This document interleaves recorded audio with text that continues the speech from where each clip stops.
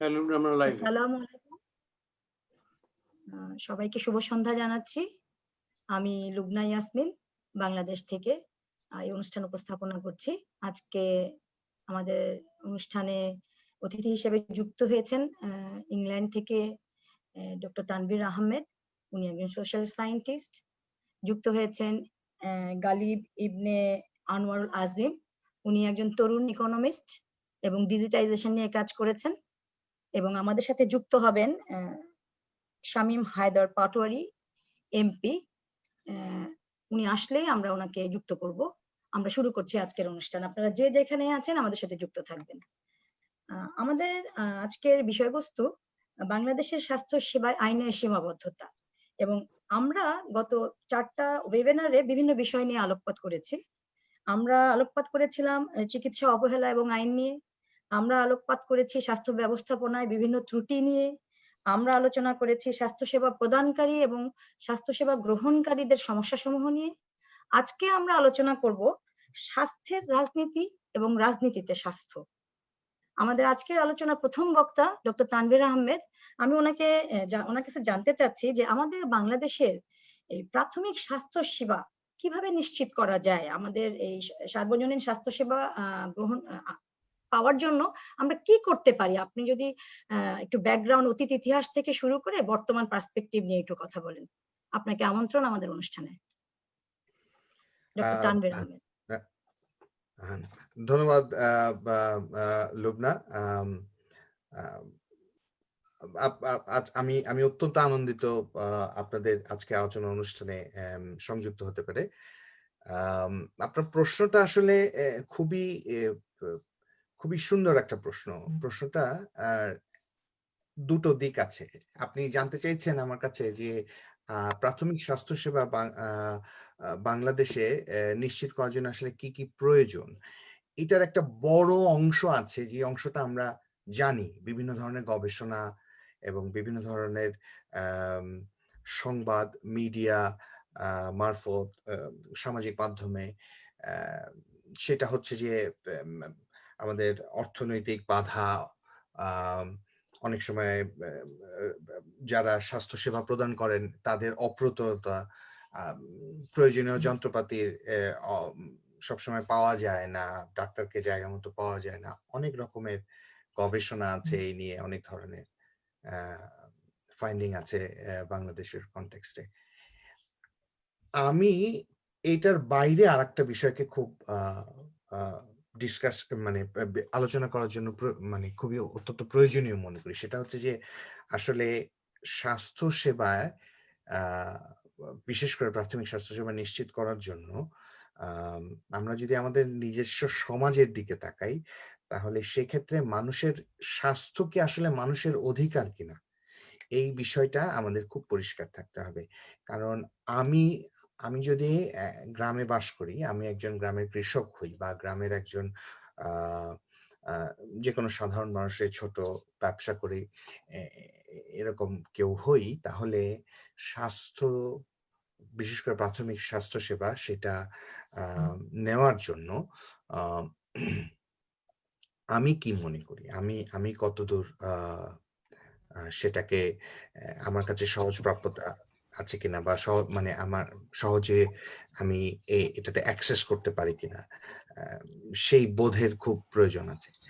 তো সেই জায়গা থেকে আমি মনে করি যে স্বাস্থ্য বা স্বাস্থ্যের মতো যে মৌলিক অধিকারগুলো রাজনীতিতে সেটা কতদূর রিফ্লেক্টেড হচ্ছে, বা একটা দেশ বা রাষ্ট্রের জন্য সেটা কতদূর সে অধিকারের কতদূর রেকগনিশন আছে, সেটা আসলে খুব খোলামেলা আলোচনা হওয়ার দরকার আছে।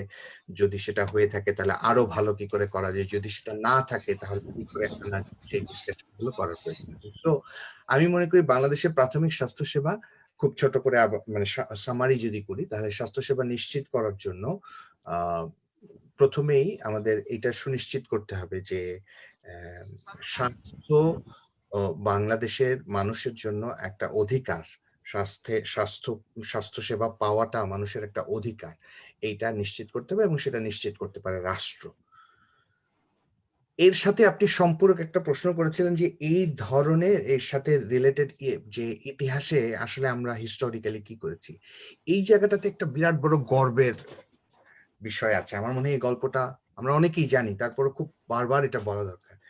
হিস্টোরিক্যালি বাংলাদেশে আমরা মাত্র 50 বছরের মতো আমাদের বয়স, কিন্তু এই 50 বছরে আমাদের অনেক চড়াই উতরাই আছে, বহু জিনিস আছে যেটা আমরা আরো ভালো করতে পারতাম হয়তো। আমরা চেষ্টা করেছি, হয়নি, বুঝিনি। বিভিন্ন সময় বিভিন্ন সরকার এসছে, বিভিন্নভাবে কাজ করেছি আমরা উন্নয়নের ক্ষেত্রে নানান রকম। কিন্তু স্বাস্থ্য এমন একটা বিষয়, বহুদিন ধরে স্বাস্থ্য বাংলাদেশের পার্সপেক্টিভ থেকে স্বাস্থ্য একটা বিরাট বড় গর্বের বিষয়। বিশেষ করে জনস্বাস্থ্যে আমাদের যে অর্জন, বিরাট বড় গর্বের বিষয়।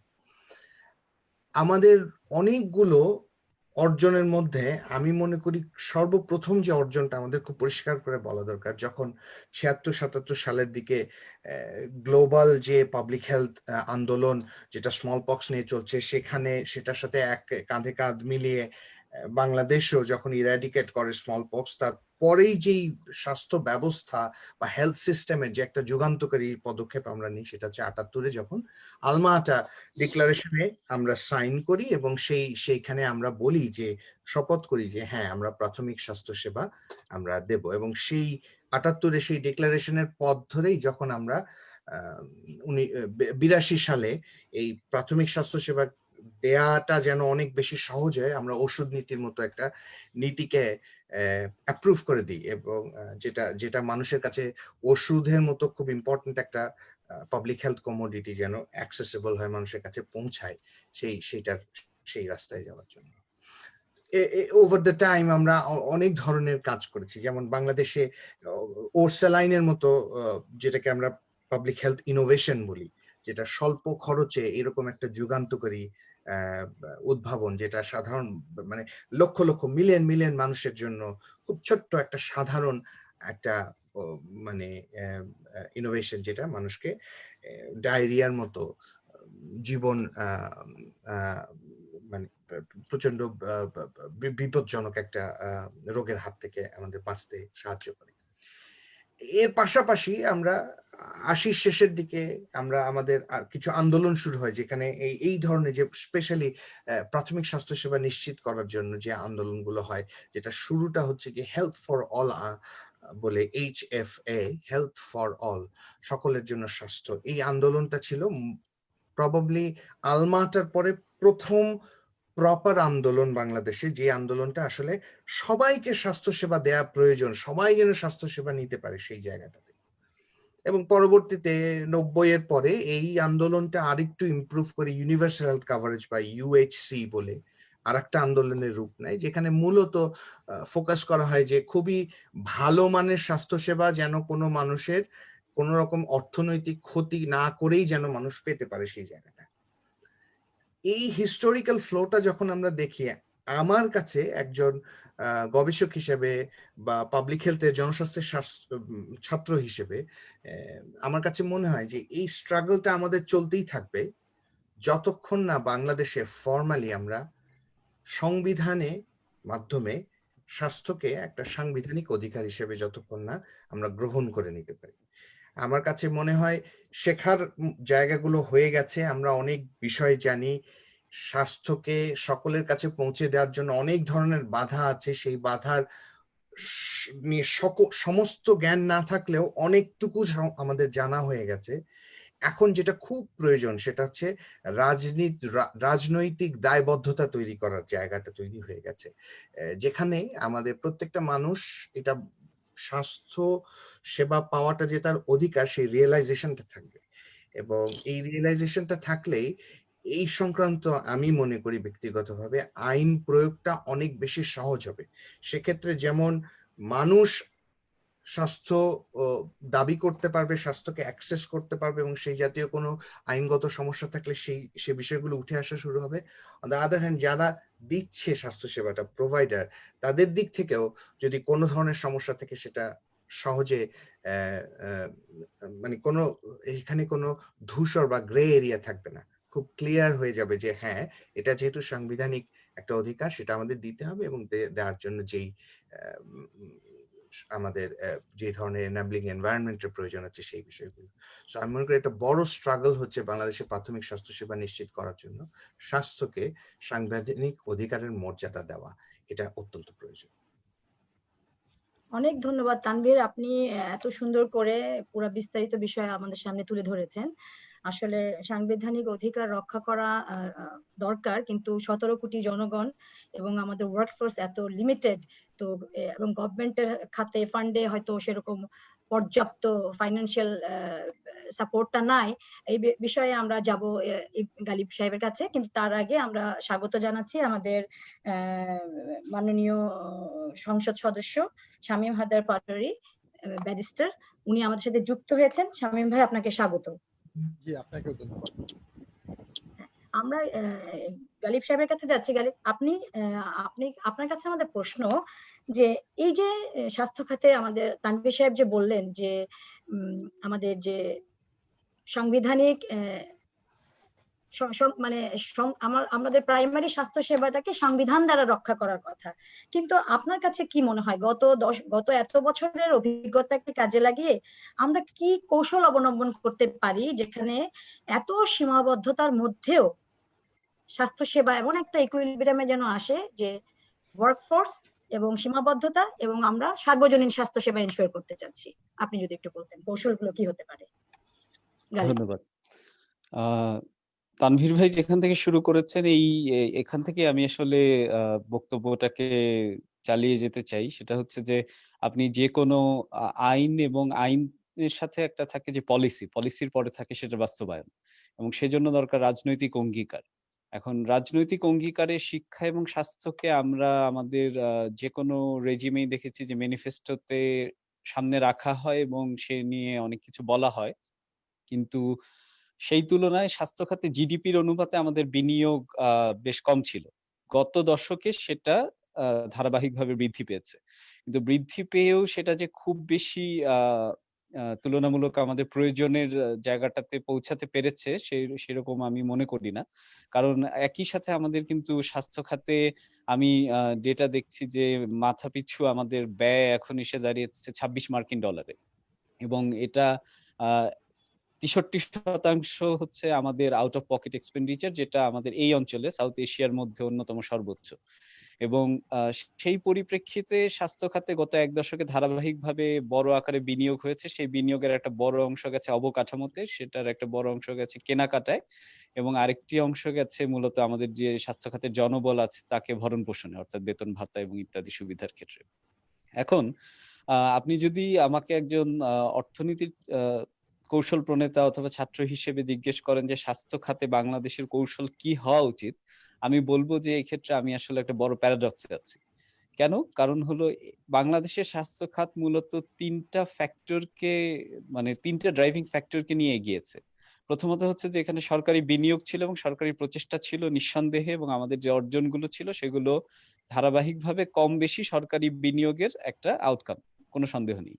কিন্তু এর সাথে আরো দুটি গুরুত্বপূর্ণ ফোর্স ছিল। একটি হচ্ছে আমাদের বেসরকারি খাতের যারা উন্নয়ন সহযোগী, অর্থাৎ আমাদের প্রান্তিক যে উন্নয়ন সহযোগী সংস্থাগুলো রয়েছে এবং তার সাথে আমাদের বিদেশি উন্নয়ন সহযোগীরা, তাদের বিপুল পরিমাণে বিনিয়োগ হয়েছে। বিশেষত 80-র দশক এবং 90-এর দশকে আমাদের পুষ্টি, নারী স্বাস্থ্য, SRHR ইত্যাদি ক্ষেত্রে ব্যাপক পরিমাণে বিনিয়োগ হয়েছে এবং শ্রম ও প্রচেষ্টা এখানে মাঠে ঢালা হয়েছে, এবং যার ফলাফল আজকে আমরা দেখতে পাচ্ছি অনেক ক্ষেত্রে।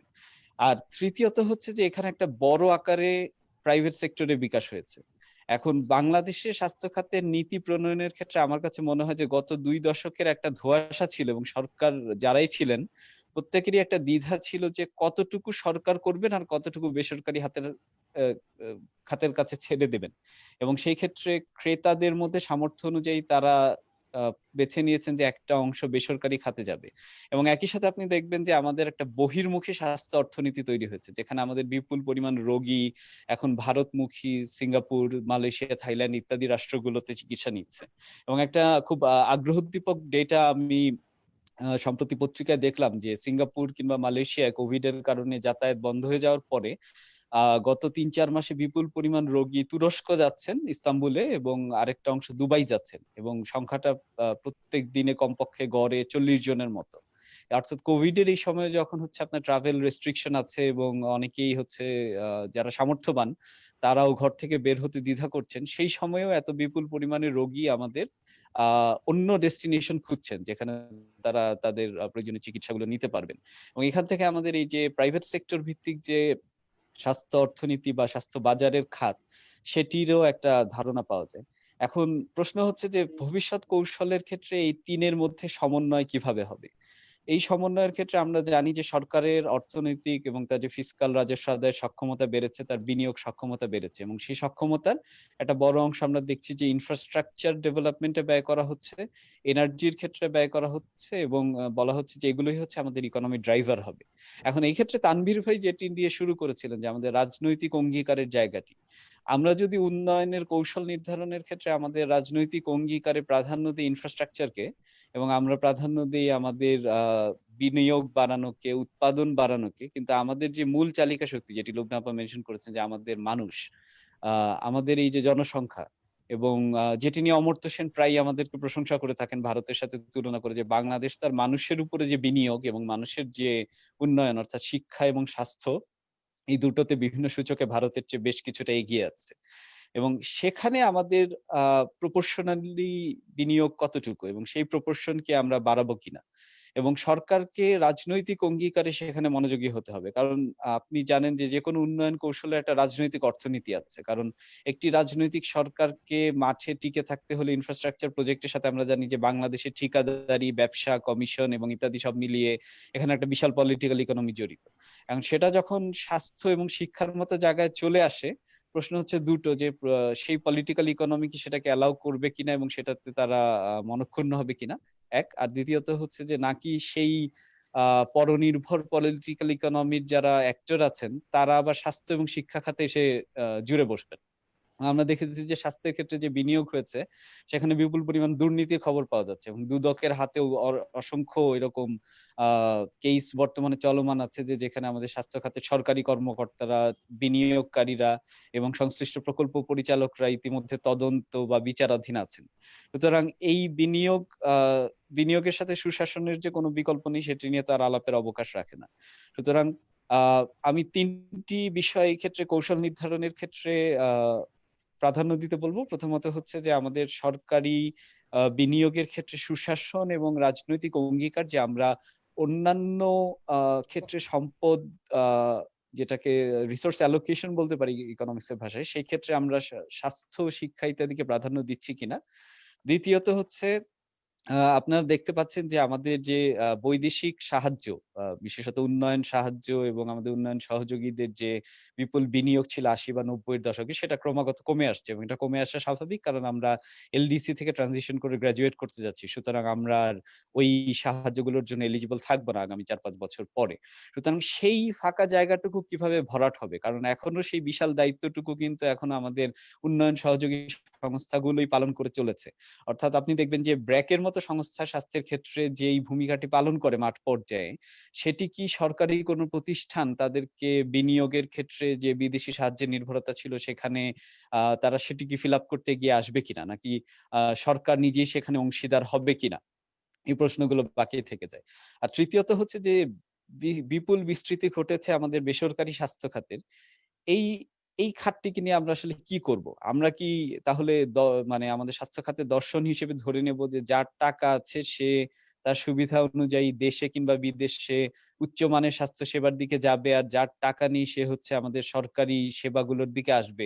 এই দর্শন নিয়ে কি আমরা চালাতে থাকবো, নাকি আমরা প্রাইভেট এবং পাবলিক সেক্টরের একটা কম্পোজ মেকানিজম তৈরি করব যে যেখানে আমাদের সকলের অ্যাক্সেস এবং অ্যাফোর্ডেবিলিটির ব্যতি রেখে সকলে একই মানের সুবিধা পাবে। এবং সেই ক্ষেত্রে নানান মিক্সড মেথড মডেল আমরা দেখেছি যে আমি বর্তমানে কানাডা নিবাসী এবং এখানেও প্রাইভেট সেক্টরকে একাত্ম করা হয়েছে এবং প্রাইভেট সেক্টর এবং পাবলিক সেক্টর মিলে একই মানের কম বেশি সেবা দেওয়ার চেষ্টা করে এবং এখানে কম বেশি ইউনিভার্সাল হেলথ কাভারেজ অর্জন করার চেষ্টা করা হয়েছে। এখন আপনি যেটা প্রশ্ন করলেন যে আমাদের যে সম্পদের সীমাবদ্ধতা, এই সীমাবদ্ধতায় আমরা কি সেরকম ইউনিভার্সাল হেলথ কাভারেজের স্বপ্ন দেখতে পারি কিনা।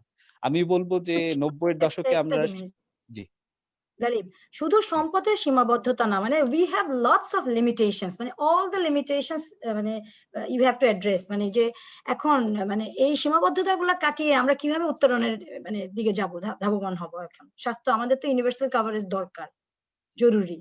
আপনি একটু পরামর্শ দিবেন এই ব্যাপারে এখন। আচ্ছা, আমি আমি যেটা আগেই বলেছি যে একজন মানে পলিসির ছাত্র হিসেবে আমি এই ক্ষেত্রে আসলে প্যারাডক্সে আছি। কারণ যেটা মার্কেটে যে ডিস্টরশন গুলো তৈরি হয়েছে, আমি বললাম যে ৩ টি ধারার যে বিনিয়োগের ফলে আমরা এতদূর এসেছি। এখন সেগুলোকে কিভাবে একীভূত করা, এবং সেটা নিয়ে গত ১ দশকে তেমন কোনো প্রচেষ্টা হয়নি, এবং আমরা কোনো একটা কনক্রিট একটা পাথওয়ে দেখিনি যে আমরা আগামী দশকে এই স্ট্র্যাটেজিতে এগিয়ে যাব। সুতরাং এই ডিস্টরশন থেকে ওভারকাম করতে হলে প্রথমত যে পলিটিক্যাল কমিটমেন্ট এর কথা তানভীর ভাই এনেছেন সেটা খুবই জরুরি। এবং দ্বিতীয়ত হচ্ছে যে ৯০ এর দশকে কিংবা ১০ বছর আগেও আপনি যদি জিজ্ঞেস করতেন যে আমরা কি ইউনিভার্সাল হেলথ কভারেজের জন্য উপযোগী কিনা, কিংবা আমরা এখানে বিনিয়োগের জন্য সক্ষম কিনা, আমি হয়তো দ্বিধায় ভুগতাম। কিন্তু ২০২০ সালে দাঁড়িয়ে আমি নির্দ্বিধায় বলতে পারি যে আমাদের ভিশন এটা হওয়া উচিত। আমরা আমাদের ১৬ বা ১৭ কোটি মানুষকে একই মানের তাদের সক্ষমতায়, অর্থনৈতিক সক্ষমতা ব্যতি রেখে যেকোনো সাধারণ নাগরিককে একই মানের প্রাথমিক স্বাস্থ্য সেবা দেওয়ার জন্য রাষ্ট্রীয় পর্যায়ে বিনিয়োগ করব, এবং তারা সবাই এটা তাদের সাংবিধানিক এবং নাগরিক অধিকার হিসেবে পাবে, এবং এটা আগামী ১০ থেকে ১৫ বছরের মধ্যে অর্জনের জন্য আমাদের অর্থনৈতিক সক্ষমতা তৈরি হয়েছে, এবং এই অর্থনৈতিক সক্ষমতা কিন্তু মানুষই তৈরি করেছে। সুতরাং মানুষকে আপনার সেটা ফিরিয়ে দিতে হবে। অর্থাৎ আমাদের আজকের যে আপনি জিডিপি গ্রোথ বলেন, রেমিটেন্সের গ্রোথ বলেন, এগুলো তো আমাদের নাগরিকদের অবদান। সুতরাং নাগরিকদেরকে শিক্ষা এবং স্বাস্থ্যে সেটাকে ফিরিয়ে দেওয়া ছাড়া কোনো বিকল্প নেই। এবং সেই ক্ষেত্রে আমাদের সমস্যাটা একসময় ছিল সম্পদের। অর্থাৎ আমাদের হাতে বিনিয়োগ করার মতো পর্যাপ্ত অর্থ ছিল না, অবকাঠামো ছিল না।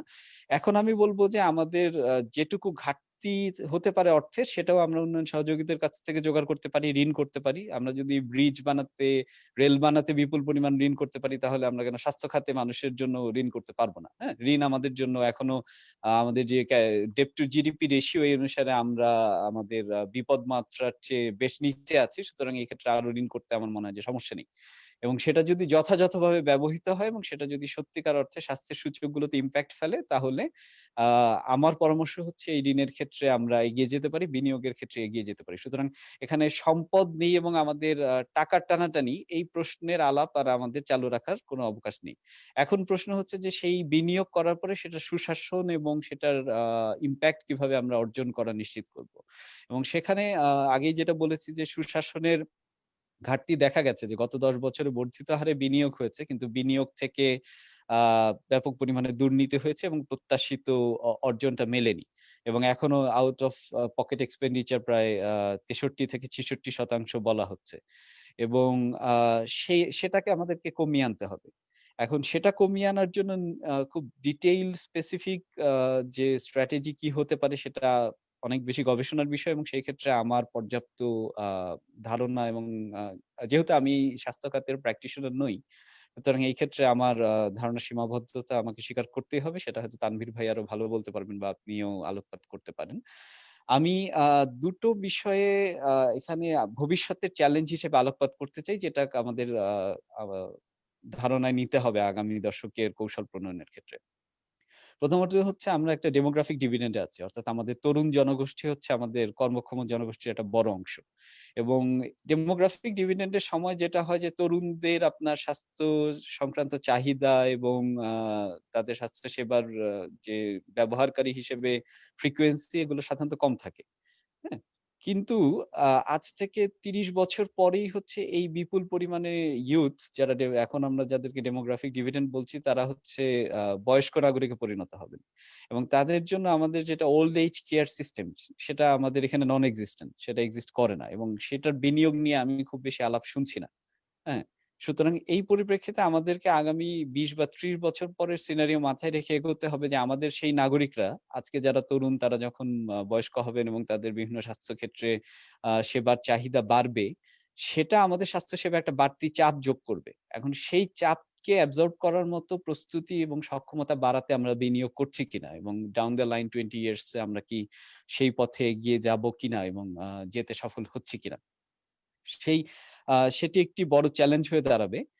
আমার মনে হয় যে সেটি আমাদের মাথায় রাখা উচিত। এবং দ্বিতীয় আরেকটি বিষয় আমি এখানে তুলে ধরতে চাই, সেটা নিয়ে হয়তো আমরা পরে বিস্তারিত আরো আলোচনা করতে পারি। সেটা হচ্ছে যে স্বাস্থ্য খাতে আমরা যখন মানে স্বাস্থ্য খাতের আঙিনায় ঢুকি, তখন আমরা সাধারণ নাগরিক আসলে রোগী হিসেবে ঢুকি। আর না হলে কিন্তু আসলে স্বাস্থ্য খাতের সাথে আমাদের কোনো লেনদেন বা ইন্টারেকশন হয় না। এখন একজন মানুষের স্বাস্থ্য সেবা প্রত্যাশী অথবা স্বাস্থ্য সেবার গ্রাহক হওয়ার আগের একটা বড় ইকোসিস্টেম আছে। এবং সেই ইকোসিস্টেমে আমাদের বিনিয়োগ আমরা এবং যথাযথ কৌশল নিচ্ছি কিনা। যেমন আমাদের পরিবেশের কি অবস্থা, হ্যাঁ? আর আমাদের খাবারের কি মান, আমাদের পানির কি মান এবং আমাদের দূষণের পরিস্থিতি কি, এবং সেগুলোই আমাদেরকে একটি গুরুত্বপূর্ণ নির্ণায়ক হয়ে দেখা দিবে যে আমাদের জনসংখ্যার কত শতাংশ নানান ধরনের স্বাস্থ্য সেবার গ্রাহক হিসেবে আমাদের হাসপাতাল অথবা প্রাইমারি হেলথ কেয়ার সার্ভিসেস এর দোরগোড়ায় যাচ্ছে।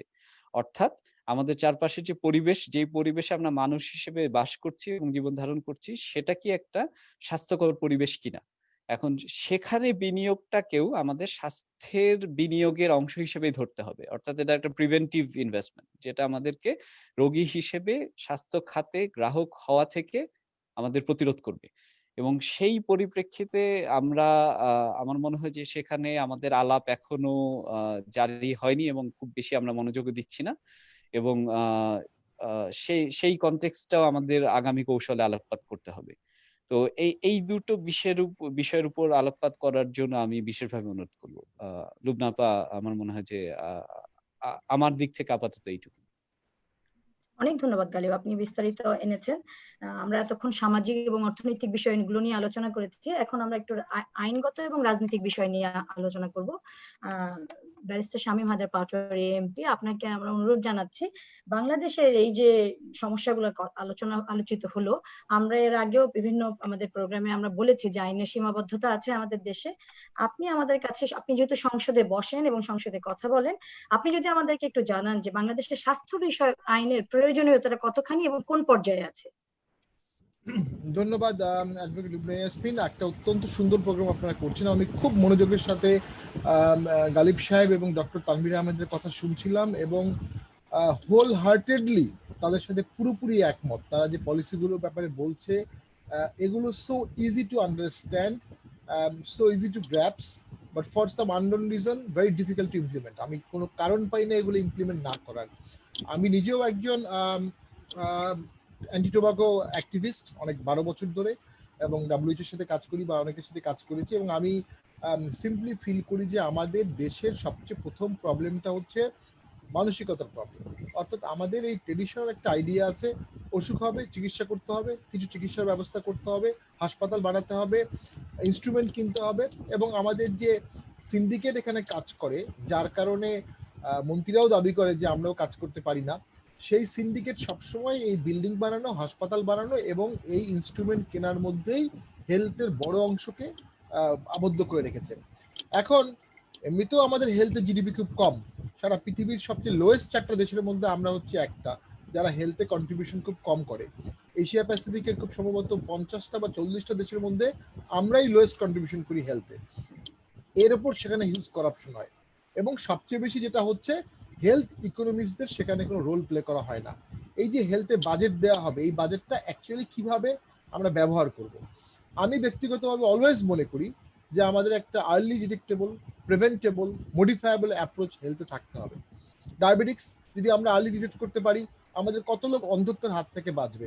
আজকে ডায়াবেটিক্স দিবস মনে হয়েছিল বা কালকে, এবং আমি পড়লাম যে প্রতি 6 সেকেন্ডে একজন করে লোক মারা যাচ্ছে হার্ট অ্যাটাকে ডায়াবেটিক্সের কারণে।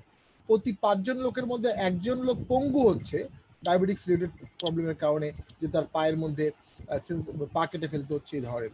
কিন্তু এগুলো যদি আগে থেকে, আমার এলাকায় আমি বহু লোক রুগী পাই যার চোখে দেখতে পাচ্ছে না, পরে দেখা গেল তার ডায়াবেটিক্স ইজ টু হাই এবং তার ডায়াবেটিক্স 8-10 বছর তো সে জানেই না। অনেক লোকের পায়ে গ্যাংগ্রিন হওয়ার পরে সে জানতে পারে তার ডায়াবেটিক্স ছিল। এইটা রাষ্ট্রের জন্য একটা খুব সহজ পদক্ষেপ। আমি সংক্ষেপেও বলেছি দুটো জিনিস আমাদের খুব দরকার। এক, ইউনিভার্সাল হেলথ কভারেজ, সেটা আমি একটু পরে বলছি। প্রথম দরকার ইউনিভার্সাল হেলথ ডাটা, 18 কোটি লোকের জন্য একটা করে কার্ড, যে কার্ডে তার বেসিক জিনিসগুলো থাকবে, তার ব্লাড গ্রুপ কি, তার ডায়াবেটিস আছে কিনা, তার প্রেশার আছে কিনা, তার একটা হেলথ ডাটাবেস। সে যখন ডাক্তারের কাছে যাবে তার ন্যাশনাল আইডি কার্ড দেওয়ার পরে ডাক্তার এই ডাটাগুলো দিয়ে একটা প্রগনোসিস স্টার্ট করতে পারবে, ট্রিটমেন্ট স্টার্ট করতে পারবে। আমাদের দেশে অনেক লোক ভুল চিকিৎসায় মারা যায়, কারণ এই যে ব্যাকগ্রাউন্ড রিপোর্টগুলো না থাকার কারণে অনেক সময় ডাক্তাররা কুইক কোনো মেডিসিন দিচ্ছে বা ইঞ্জেকশন দিচ্ছে এবং সেটা সাইড ইফেক্ট হচ্ছে। এই জিনিসগুলো আমরা খুব কম খরচে করতে পারি পাইলট প্রজেক্ট হিসেবে। আমি আমার এলাকায় শুরু করেছি, এটা করতে হবে ফার্স্ট। সেকেন্ড হচ্ছে universal health coverage is a must. আমরা যেটা করা দরকার, আমাদের রোগীর সংখ্যা কমাতে হবে। আমরা একটা ডাবল বার্ডেন অফ এপিমেডিসিনাল ট্রানজিশনের মধ্যে আছি, NCD plus communicable disease. Communicable disease আগের একটা ফ্যাক্টর ছিল, এখন তার সাথে এনসিডি যোগ হচ্ছে। এবং গালিব সাহেব যেটা বললেন যে আমাদের মতো দেশগুলোতে সমস্যা হচ্ছে যে আমাদের ছেলেপেলেরা ধনী হওয়ার আগেই বৃদ্ধ হয়ে যাচ্ছে, যখন সে টাকা আর্ন করছে তার আগেই সে বৃদ্ধ হয়ে যাচ্ছে, এবং বৃদ্ধের সংখ্যা একসময় 20-25 বছর পরে বাড়তে থাকবে। তখন তাদের হেলথ কেয়ার কস্ট এগুলো একটা বিশাল ইম্প্যাক্ট ফেলবে। তো সেটার জন্য আমাদেরই এখন হাই টাইম। আমরা ডেফিনেটলি আমাদের ট্যাক্সের সাথে যে টাকাটা ইনকাম হবে তার একটা অংশ হেলথের জন্য ডেডিকেট করে রাখতে হবে, সারচার্জ অর সামথিং। এবং প্রত্যেকের জন্য হেলথ সমান স্ট্যান্ডার্ড রাখতে হবে। দু একটা এক্সক্লুসিভ হেলথ সেন্টার থাকতে পারে যারা অনেক টাকা দিয়ে ট্রিটমেন্ট করতে পারবে, এবং সেখান থেকে হাই ট্যাক্স ইনকাম হবে গভর্নমেন্টের। গভর্নমেন্ট আবার সেটা রিইনভেস্ট করতে পারবে জনগণের মধ্যে। যেটা গালিব সাহেব বললেন বা তানভীর সাহেব বললেন যে জনগণই তো এই জিডিপি কে নিয়ে আসছে অর্থনীতিতে। এই পর্যায়ে তো আমাদের রেমিটেন্স ওয়ার্কার, আমাদের কৃষক, আমাদের গার্মেন্টসরাই নিয়ে আসছে। আমরা আমলারা বা পলিটিশিয়ানরা বা কতটুকু এনেছি, এটার বেনিফিটটা অবশ্যই তাদেরকে ব্যাক করতে হবে, এবং হেলথ হচ্ছে ব্যাক করানোর একটা খুব সহজ উপায়। সেই ক্ষেত্রে যেটা করা যেতে পারে, সমস্ত প্রাইভেট হসপিটালকেই একটা গভর্নমেন্ট স্কিমের আন্ডারে আনা যেতে পারে। ঠিক আছে, তুমি প্রাইভেটলি সার্ভিস দিবা, কিন্তু তোমার সার্ভিস ফি একটা অংশ গভর্নমেন্ট দিয়ে দিবে। প্রাথমিক পর্যায়ে এটা 50% হতে পারে, আস্তে আস্তে এটা 100% হতে পারে। এবং সেই প্রাইভেট হসপিটালটার মানটা রাখার বিষয়টাও গভর্নমেন্ট ইউনিভার্সাল একটা মান রাখতে হবে, মিনিমাম স্ট্যান্ডার্ড, যেটা পৃথিবীর সব দেশেই আছে। এখন সেটার জন্য ফান্ড একটা বিগ ইস্যু, বাট আমি মনে করি না ফান্ড একটা খুব ইস্যু, কারণ গভর্নমেন্ট যে 1000টার মতো হসপিটাল সারা বাংলাদেশে করেছে, এগুলো করতে তো গভর্নমেন্টের হিউজ টাকা খরচ হয়েছে। এটা না করে গভর্নমেন্ট যদি পার্টনারশিপে চলে যেত, এই টাকাটা গভর্নমেন্টের সেভ হতো, এবং এই টাকাটা দিয়েই গভর্নমেন্ট কিন্তু প্রাইভেট হসপিটালগুলোকে বাঁচিয়ে রাখতে পারত। দ্বিতীয় যেটা হচ্ছে, আমাদের পরিচালন ব্যয় এবছরও বাড়ানো হয়েছে 37,000 কোটি টাকা, এবং আমি ড্যাম শিওর এই টাকা দিয়ে খুব একটা বেশি ডাক্তার, নার্স বা মেডিকেল পার্সোনাল নিয়োগ হবে না। আলটিমেটলি ঘুরে ফিরে এটা পুলিশ এবং আমলাতন্ত্রের মধ্যেই ঘুরপাক খাবে। আমাদের এখনো ডাক্তার এবং রুগী রেশিও অ্যাবসলিউটলি অ্যাবনর্মাল। আমাদের এখনো ডাক্তার এবং নার্স রেশিও অ্যাবসলিউটলি অ্যাবনর্মাল। আমাদের এখনো জনগণ এবং হসপিটালের বেড রেশিও অ্যাবসলিউটলি অ্যাবনর্মাল। এগুলো না বাড়িয়ে আমরা যে স্কিমই নিব, কোনোটাই আমাদের সফল হবে না। কারণ আমাদের ভালো ডাক্তারের চেম্বারে গিয়ে আমরা দেখতে পারি 100-200 রুগী সেখানে লাইনে দাঁড়িয়ে আছে। স্বভাবতই তারা খুব কম টাকা ফি নেয়, কিন্তু কম সময়ে রুগী দেখে, ফলে ওভারঅল মানটা আর ভালো থাকছে না। তো আমাদের এখন উচিত প্রতিটি ইউনিভার্সিটিতে মেডিকেল কলেজ স্থাপন করা। এটাতে মান কিছুটা কমবে। চায়নাও এই প্রবলেম ফেস করেছে, চাইনিজ ডাক্তারদের কাছে একসময় কেউ রুগী দেখাতো না, কিন্তু এখন এটা ঠিক হয়ে গেছে। এবং প্রতিটি ডাক্তার, নার্স, প্যারামেডিক্স যেই দিন পাশ করবে তার পরের দিনই তাকে একটা বেসিক অ্যাপটিটিউড টেস্ট নিয়ে তাকে বাংলাদেশের কোনো একটা হসপিটালে পোস্টিং দিয়ে দিতে হবে। এটা যদি করা না হয় তাহলে এই রেশিওটা বাড়বে না। দেন ট্যাক্স কালেকশনের মধ্যে থেকে বলা হবে প্রত্যেকেই পাবলিক সার্ভিস হেলথ সার্ভিস পাবে, কিন্তু তার টিআইএন নাম্বার থাকতে হবে। সে রিক্সাওয়ালা হোক, কৃষক হোক, যাই হোক, তার ট্যাক্সে একটা কন্ট্রিবিউশন থাকতে হবে। সেটা 500 টাকা হোক, 1000 টাকা হোক, 2000 টাকা হোক। এর বিনিময়ে সে সারা জীবন সে ফ্রি হেলথ সার্ভিস পাবে।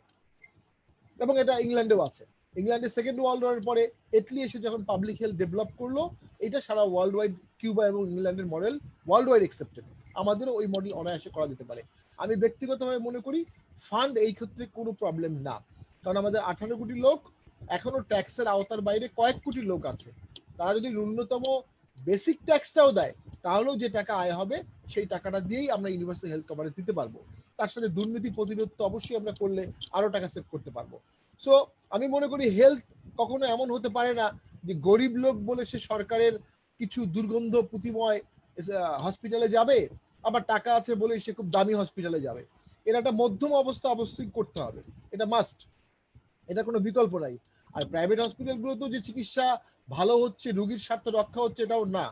অনেক অনেক বড় বড় অভিযোগ বড় বড় হসপিটালের বিরুদ্ধে, সিরিয়াস অভিযোগ আছে। এই কিছুদিন আগেও আমার একজন পরিচিত লোক ক্যান্সারে মারা গেছেন কেমো দিতে গিয়ে, এবং আমি অবাক হলাম যখন কেমোথেরাপি দেওয়া হচ্ছিল সেই হসপিটালে কোনো ক্যান্সার স্পেশালিস্ট ছিল না, অনলি ইন্টার্নি একজন ডাক্তার ছিল। সো প্রাইভেট হসপিটালেও কিন্তু এই প্রাইভেট প্রবলেমগুলো আছে, লাক্সারি থাকলেও পাশাপাশি। কিন্তু যখন আপনি সবগুলোকে একটা স্টিম লাইনে নিয়ে আসবেন, রোগীর জন্য অসংখ্য অপশন থাকবে, সরকারি বেসরকারি যেখানেই যাই আমি ট্রিটমেন্ট পাচ্ছি, এবং প্রত্যেক ডাক্তারের ফিক্সড একটা ইনকাম সেট থাকবে যে আপনি যেখানেই অপারেশন করুন, যেখানেই আপনি রুগী দেখেন, সরকার আপনার ফির একটা অংশ আপনাকে দিয়ে দেবে। এই ধরনের একটা সফটওয়্যারের মাধ্যমে একদম টোটাল জেনারেল হেলথ সিস্টেম আমাদের করতে হবে, এর কোনো বিকল্প আছে বলে আমি মনে করি না, এবং এর জন্য fund is not a problem at all. দ্বিতীয় যেটা ডক্টর তানভীর সাহেব বললেন, ফান্ডামেন্টাল রাইটসে রাইট টু হেলথকে নিয়ে আসা, আমাদের ফান্ডামেন্টাল প্রিন্সিপালস অফ স্টেট পলিসিতে রাইট টু হেলথ আছে। আমাদের সংবিধানের দ্বিতীয় অধ্যায় 4th অধ্যায়ে বলা আছে যে আমাদের fundamental principles of state policy, সেখানে এডুকেশন, সেখানে হেলথ, সেখানে ক্লিন এয়ার, সেখানে আরো অনেক কিছু আছে। আর ফান্ডামেন্টাল রাইটস এর মধ্যে আছে সিভিল অ্যান্ড পলিটিক্যাল রাইট গুলো, মত প্রকাশের স্বাধীনতা, চলাচলের স্বাধীনতা, এগুলো আছে। তো এটার মধ্যে একটা ফিলোসফি হচ্ছে যে যখন এই ধরনের কনস্টিটিউশনাল গুলো তৈরি করা হতো, তখন কমিউনালিজমের সাথে একটা ক্যাপিটালিজমের একটা দ্বন্দ্ব ছিল, যে কারণে সিভিল অ্যান্ড পলিটিক্যাল রাইটস গুলোকে আলাদা করা হতো, আর এই যে পাবলিক পলিসি গুলো যেগুলোতে টাকা পয়সা দরকার সেগুলোকে আলাদা করা হতো। তো এটা খুব বড় বিষয় না যেটা ফান্ডামেন্টাল রাইটস ঘোষণা করা হোক কি না হোক, ফান্ডামেন্টাল রাইটস হিসাবে ঘোষণা করা আছে, এমন অনেক অধিকারের ভায়োলেশন তো প্রতিদিনই হচ্ছে। সো এটা আসলে মূলত গভর্নমেন্টের সদিচ্ছার বিষয়। আর দ্বিতীয় যেটা আমি বলবো, অবশ্যই হেলথ ইকোনমিক্সদের ইনক্লুড করে, হেলথ এক্সপার্টদের ইনক্লুড করে হেলথ পলিসি ডেভেলপ করতে হবে, এবং health policy must not based only treatment যেটা গালিব সাহেব বললেন, এটা একটা মধ্যম সারির বা শেষের ফেজ, তার আগের অসংখ্য ফেজ আছে। এই অসংখ্য ফেজ, যেমন আমাদের দেশে কোনো ক্যান্সার ডাটাবেস নাই, এবং ক্যান্সার রোগীদের ক্যান্সার টেস্ট করার কোনো সার্বজনীন ব্যবস্থা নেই, এটাও খুব এক্সপেন্সিভ বিষয় না। সরকার চাইলে 1 বছরের মধ্যে 18 কোটি লোকের একটা বেসিক ক্যান্সার টেস্ট করে ফেলতে পারে, করে একটা ডাটাবেস করতে পারে যে এতজন ক্যান্সার রোগী আমাদের ডিটেক্ট হয়েছে, তাদের মধ্যে এতজন আর্লি স্টেজে আছে, এতজন অ্যাডভান্স স্টেজে আছে, এতজনের এই লেভেলের কেমো দরকার, এই ধরনের কোনো ডাটাবেস নাই। পরে দেখা যাচ্ছে রোগী হঠাৎ করে অ্যাডভান্স স্টেজে চলে আসতেছে। তো আমরা যদি ডিটেক্টেবল স্টেজে থাকি, জাস্ট ডিটেক্ট, এই মুহূর্তে থেকে শুরু করি যে আমরা বেসিক কিছু রোগ আর্লি ডিটেক্ট করব, তাহলেও আমাদের প্রচুর হেলথের টাকা সেভ হবে। এবং আমাদের দেশের দারিদ্রতার কিন্তু অন্যতম প্রধান কারণ, রাইট টু ডেভেলপমেন্টের প্রধান বাধার মধ্যে একটা হচ্ছে health cost. 67% health out of pocket করতে হচ্ছে, এবং health cost is very expensive, এবং সারা পৃথিবীর মধ্যে বাংলাদেশের হেলথ কস্ট এক্সপেন্সিভ। এবং সবচেয়ে বড় প্রবলেম যেটি হচ্ছে, সারা পৃথিবীর মধ্যেও দেখা যাচ্ছে যদি এই আমরা এনসিডি প্রিভেন্ট করতে পারতাম এবং একটা early detectable and modifiable approach নিতে পারতাম, তাহলে সারা পৃথিবীর জিডিপি 6% রাইজ করতো এবং $7.8 ট্রিলিয়ন সেভ হতো। 6% জিডিপি রাইজ ওয়ার্ল্ড ওয়াইড হতো যদি সারা ওয়ার্ল্ডে এনসিডি প্রিভেনশনের ব্যবস্থা নেওয়া হতো। কিন্তু সারা ওয়ার্ল্ডে এটা প্রবলেম, বাংলাদেশে এটা আরো ম্যাসিভলি প্রবলেম। আমাদের হেলথ সিস্টেমে আরেকটা জিনিস আনা দরকার, যেমন আমি সবসময় বলে আসছি যে বাংলাদেশে ইনসুলিন ফ্রি দেওয়া হোক। এখন খুব সম্ভবত গভর্নমেন্ট একটা হেলথ পলিসিতে আনছে যে ইনসুলিন ফ্রি দেওয়া হবে, কমেট এক্সআর বা ম্যাটফর্মিক টাইপ ওষুধ এগুলো ফ্রি দেওয়া হোক। প্রিভেন্টিভ যে ওষুধগুলো আছে এগুলো যদি আমরা ফ্রি দিতে পারি, তাহলে আমাদের অনেক রোগীর সংখ্যা কমে আসবে। সো আমাদের একদিকে ডাক্তারের সংখ্যা বাড়াতে হবে, আর একদিকে ফিউচারে রোগীর সংখ্যা কমানোর চেষ্টা করতে হবে। এইটার মধ্যে গোল্ডেন মিন্স যদি আমরা না নেই, রুগী অনেক বেড়ে গেল, আমরা ডাক্তার বাড়িয়ে আমরা কভার করতে পারবো না। সো এটা একটা অ্যাপ্রোচ নিতে হবে।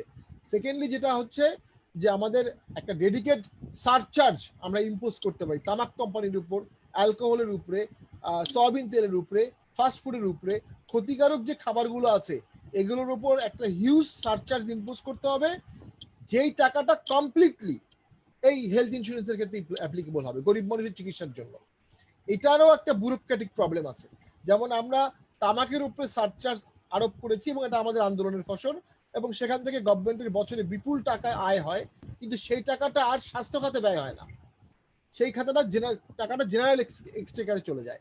এবং সেই টাকাটার মধ্যে 25 কোটি টাকা গতবার দেওয়া হয়েছিল তামাক নিয়ন্ত্রণের কাজে খরচ করতে, কিন্তু আমাদের তামাক নিয়ন্ত্রণের যে সরকারি সংস্থা আছে এনডিসিসি, তারা এটা নিজেরা খরচ করতে পারেনি, আবার টাকা ফেরত চলে গেছে। তো আমরা তখন বলেছিলাম যে সারা বাংলাদেশে যতগুলো সিভিল সোসাইটি অর্গানাইজেশন আছে তাদের সাথে পার্টনারশিপে আপনারা কাজ করেন। সো এখন আপনি হেলথ বলেন, এডুকেশন বলেন, যেটাই বলেন, গভর্নমেন্ট একা সব দায়িত্ব নিলে কখনোই পারবে না। We must believe in partnership. এবং লেসলি চ্যাপম্যান মানে একজন ব্যুরোক্র্যাট, উনি বলেছে যে সরকার যে কাজগুলো করে এই কাজের 40% টাকা ড্রেনে যায়, ইটস এ কমপ্লিট ওয়েস্ট। আর অসম্ভব ভালো প্রজেক্টগুলোতে 60% টাকা অ্যাকচুয়াল কাজ হয়। উনি সাজেস্ট করেছেন সরকারের ডেভেলপমেন্ট স্কিমগুলো, অ্যান্টি প্রপার্টি ড্রাইভগুলো, হেলথগুলো ডেফিনেটলি এই মাদার তেরেসা ফাউন্ডেশন, ইন্ডিয়ান কনটেক্সটে বলেছে মাদার তেরেসা ফাউন্ডেশন বা এই ধরনের ফাউন্ডেশনের মাধ্যমে কাজ করতে, যেটা আমাদের দেশে ব্র্যাক করছে, বা আরো অনেক অর্গানাইজেশন আছে, বা ছোট ছোট লোকাল অর্গানাইজেশন আছে, অথবা আপনি পলিটিশিয়ান দিয়েও করতে পারেন। আপনি উপজেলা চেয়ারম্যানকে, ইউনিয়ন পরিষদ চেয়ারম্যানকে, মেম্বারদেরকে, আমাদেরকে, এদেরকেও এঙ্গেজ করতে পারি। কিন্তু জিনিসটা এখন পর্যন্ত একটা সচিবালয়ের ডেস্কের মধ্যেই ঘুরপাক খাচ্ছে। 18 কোটি লোকের কোনো সেবা আপনি পার্টনারশিপ ছাড়া দিতে পারবেন না, অসম্ভব। এবং কোনো সেবাই বাংলাদেশের সরকার একা দিতে পারে নাই, এটা পারবে না, এটা অসম্ভব। তো সেখানে আমার মনে হয় একটা ওপেন মাইন্ড, ওপেন ডিসকাশন এবং হেলথ এক্সপার্টদের সাথে ইনক্লুশন করে পলিসি ফ্রেম করা। আমাদের কোনো হেলথ পলিসি হয়েছে, আমাদের হেলথ পলিসিতে মাত্র 3-4 বছর আগে এনসিডি প্রিভেনশন এসেছে। তো আমরা খুব রিসেন্টলি একটা উদ্যোগ নিয়েছি যে আমরা পার্লামেন্টে একটা পার্লামেন্টারি ককাস করছি অন প্রিভেনশন অফ এনসিডি। এবং আপনারা সবাই জানেন যে ওয়ার্ল্ডের 60% ডেথ অ্যাট্রিবিউটেবল টু এনসিডি, এর মধ্যে একটা বড় অংশই প্রিভেন্টেবল। এবং আমি আমার এলাকায় এবং সরকারকে আমি সংসদেও বলেছি যে আপনি ক্রাইম কন্ট্রোল করতে চান, রুগী কমাতে চান, খেলার মাঠ করে দেন, খেলার মাঠ করে দেন, জিম করে দেন, বাচ্চাদেরকে মাঠে নেওয়ার ট্রাই করেন। আমি যখন লন্ডনে পড়ালেখা করতাম আমি হঠাৎ দেখলাম প্রত্যেকটা অলিতে গলিতে গভর্নমেন্ট ফান্ডেড জিম হচ্ছে। দেন আমি আর্টিকেল পড়ে জানলাম যে গভর্নমেন্ট ইংল্যান্ডে ক্যালকুলেট করে দেখেছে যে 10 বছর পরে তাদের ইকোনমির অবস্থা ভালো থাকবে না, এবং যে ইকোনমির অবস্থা হবে সেই ইকোনমি দিয়ে তারা পাবলিক হেলথ বা ন্যাশনাল হেলথ সার্ভিস এনএইচএস চালাতে পারবে না। এবং অ্যাকচুয়ালি এখন এনএইচএস এর অবস্থা খুব খারাপ। সো তারা প্রিভেন্টেবল মানে মডিফায়েবল বা আর্লি ডিটেক্টেবল স্টেজ হিসাবে জিম করে সবাইকে এনকারেজ করেছে জিমে যেতে, এবং তখন জিমে যাওয়া একটা ফ্যাশন শুরু হয়ে গেল, এবং ওটার সুফল এখন তারা পাচ্ছে। আমাদের এই জিনিসগুলো অবশ্যই হেলথ পলিসিতে আনতে হবে। প্রত্যেক ওয়ার্ড মেম্বারকে টাকা দিতে হবে যে আপনার এলাকায় জিম করেন, প্রত্যেক কাউন্সিলরকে টাকা দিতে হবে জিম করেন, এবং এনকারেজ করতে হবে। এগুলো না করলে শুধু ওষুধ দিয়ে, শুধু ডাক্তার দিয়ে, শুধু হসপিটাল দিয়ে কোনোভাবেই আমরা পারবো না। আরেকটা জিনিসের উপর আমাদের একটু কনফিডেন্স ব্যাক করতে হবে। আমি আমার লাইফে অনেকবার কেরালা গেছি, এবং কেরালাতে তারা largely depend on Ayurvedic and herbal treatment, এবং তাদের অনেকগুলো সাকসেস স্টোরি আছে। তো আমাদের ইউবিকিউটাস একটা হেলথ সিস্টেম করতে হবে, এবং একটা হলিস্টিক অ্যাপ্রোচ নিতে হবে যে আমরা শুধু ট্রেডিশনাল বা আধুনিক যে স্বাস্থ্যসেবা সেটা না, সাথে যোগা, সাথে যোগব্যায়াম, meditation, of course aloe vera, herbal drinks, herbal treatment, সবকিছু একটা মিক্সড অ্যাপ্রোচ রাখতে হবে। কারণ 18 কোটি লোকের জন্য আপনি এই অ্যালোপ্যাথিক ট্রিটমেন্ট এনশিওর করা খুব কঠিন, কিন্তু যখন আপনি মিক্সড করবেন তখন আপনার উপর বার্ডেনটা ডাইভার্ট হয়ে যাবে। আরেকটা জিনিস করতে হবে টেলিমেডিসিন, এবং হচ্ছে ভিডিও কলের সেবা দেয়া, যেটা অলরেডি গভর্নমেন্ট শুরু করেছে। গভর্নমেন্ট যখন এই প্রজেক্টগুলো নিয়ে বলে তখন দেখে মনে হয় বিশাল একটা সাকসেস অর্জন হয়ে গেছে, কিন্তু আমরা মাঠে জানি এগুলো আসলে মাঠে কোনো ইম্প্যাক্ট ফেলেনি। গভর্নমেন্টের এই টেলিমেডিসিন নিয়ে অনেকগুলো প্রজেক্ট আছে, কিন্তু এখনো আমাদের নদীর চর, হিল ট্র্যাক্স, ওইসব এলাকায় খুব কম মানুষই সেবাটা পায়। তো আমাদের এইটাকে একদম ওপেন করে দিতে হবে। আমেরিকাতে দেখা গেছে যে 30% হসপিটাল এখন টেলিমেডিসিন করছে। আরেকটা হচ্ছে আপনার পার্সোনালাইজ একটা মিনি টেস্টিং সিস্টেম, আপনার ডায়াবেটিক্স টেস্ট করা, প্রেশার টেস্ট করা, অন্যান্য কোলেস্টেরল টেস্ট করা, এগুলো যদি আপনি নিজেই টেস্ট করতে পারেন তাহলে আপনার ডাক্তারের কাছে কখন যেতে হবে আপনি জানবেন, এবং আপনি আর্লি যেতে পারবেন বিফোর হার্ট অ্যাটাক। আমাদের দেশে এত বেশি ইউথ হার্ট অ্যাটাক হচ্ছে, এত বেশি ইউথ স্ট্রোক হচ্ছে, এর কারণে এই ডিটেকশনটা নাই। পাশাপাশি আপনি যখন নিজে ডিটেক্ট করবেন হসপিটালে অ্যাডমিশন টেন্ডেন্সিও কমে যাবে। আমেরিকাতে দেখা গেছে ডায়াবেটিক্স রোগীরা যখন থেকে এই নিজেদের personalize sugar testing machine use করা শুরু করলো ম্যাসিভলি, তখন থেকে হসপিটাল অ্যাডমিশন 30% কমে গেছে, এবং রিল্যাপস করছে না, তারা সুগার কন্ট্রোল করতে পারছে। তো খুব কম খরচে আপনি কিন্তু এই সেবাগুলো অনায়াসে দিতে পারেন। 18 কোটি লোকের জন্য ডায়াবেটিক্স টেস্টিং মেশিন দেয়া, ইনসুলিন দেয়া, এগুলো কোনো বিষয় না, বা প্রেশার মাপা মেশিন দেয়া, এটা গভর্নমেন্টের জন্য কোনো বিষয়ই না। প্রবলেমটা হচ্ছে যারা এই পলিসিটা ফ্রেম করে সেইখানে এই দীর্ঘদিনের একটা সিন্ডিকেট কাজ করে। তারা দেখে কোন ধরনের আইডিয়াতে করাপশন করা যাবে, কোন ধরনের আইডিয়াতে দুর্নীতি করা যাবে, ঠিক সেইটাতে তারা ইনফ্লুয়েন্স করে। এবং এটার সহজ উপায় হচ্ছে ইনস্ট্রুমেন্ট কেনা। একটা ইনস্ট্রুমেন্টের দাম কত এটা বলা খুব মুশকিল, এবং এর ভ্যারিয়েশনটা অ্যামেজিংলি 500 ধরনের ভ্যারিয়েশন আছে। আপনারা জানেন হেলথ এক্সপার্ট, একই ধরনের এক্সরে মেশিন, কোনোটা 50 কোটি, 10 কোটি, কোনোটা 1 কোটি। ক্যান্সারের মেশিন, কোনোটা 100 কোটি, কোনোটা 200 কোটি, কোনোটা 500 কোটি। এবং সেখানে যেটা করা হয়, টেম্পার করে এই জিনিসগুলো নিয়ে আসা হয়, এবং গভর্নমেন্টের বিপুল টাকা গত 10 বছরে এই খাতে ওয়েস্ট হচ্ছে, বিপুল টাকা। আরেকটা হচ্ছে ইনফ্রাস্ট্রাকচার, আমি শেষ করে দিচ্ছি।